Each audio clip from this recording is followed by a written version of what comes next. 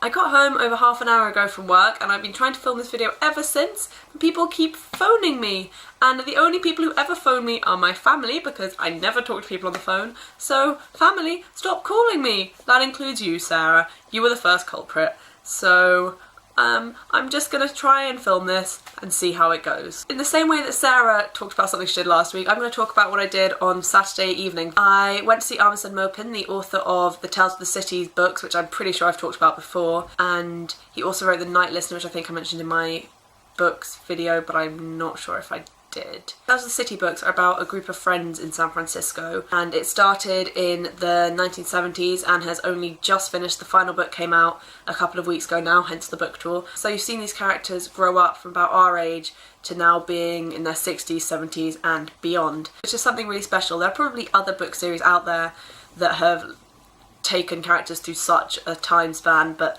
not ones that I've read, and because of the nature of how Unfathomable wrote these books at the time of the settings, more or less, you get to see a lot of historic events, things that would have affected these characters actually affect them. There's the HIV AIDS crisis that hit the gay community is represented quite a lot. See them being in San Francisco, there are quite a few gay characters, so that's a really kind of harrowing part of the books. And there's also reference to the Jonestown massacre. All these things are kind of put in, and there's modern day stuff now. There's references to things like, I don't know, TV shows in a lighter note in the modern books. I obviously really love the books. They're some of my favourite books, and he's one of my favourite authors, and the event was absolutely lovely.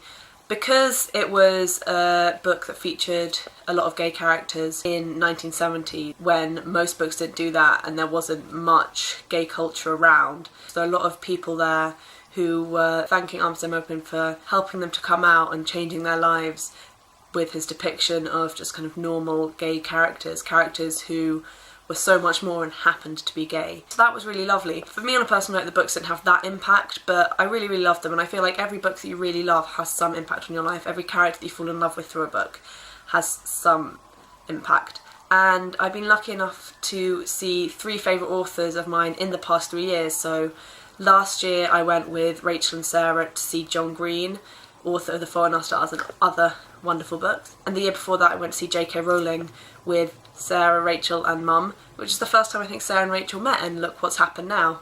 So that's good. For all 3 of those authors I've gone up and I've met them, I've got my book signed, and I never know what to say except thank you, which sounds so pathetic for everything they've done. All I go is thank you, because what can you say? There's no way to put into words what a good book feels like. I'm terrible at reviewing books, and when I recommend books to people, often I don't know where to start, because a good book isn't its plot. It's not even its characters. I feel like you need good characters, but you need to be able to feel what the characters are feeling and understand what the characters are feeling and take something from it and make your own mind up about certain things. I feel like a good book doesn't tell you everything. I've just finished Catch-22 over the weekend, and I'm not going to give anything away, but I loved the way it ended because it didn't end.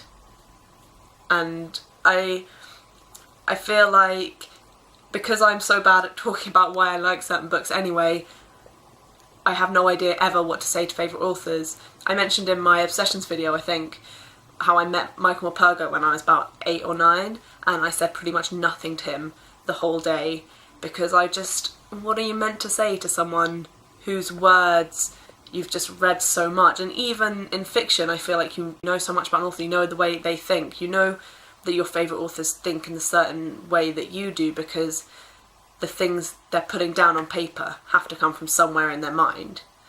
I finally got my Fault in Our Stars poster that Sarah got me for my graduation framed. Now I just have to work out how to hang it. It's going to go there. This wall will not be so boring once I have been brave enough to hang this poster. Also, just a total aside, but since I was talking about that, and that's an example even. This is Augustus Waters. It's not John Green, but the fact that John Green wrote that shows that he understands it a little bit. And that is my exact problem when I meet these authors. My thoughts are stars I cannot fathom into constellations. I'm so overwhelmed by what I want to say to them and by feeling like I should have something really meaningful to say that I just blank. There's nothing I can say that actually puts everything I want to say together in one thing that's worthy of saying, I guess. I don't really know the purpose of this video.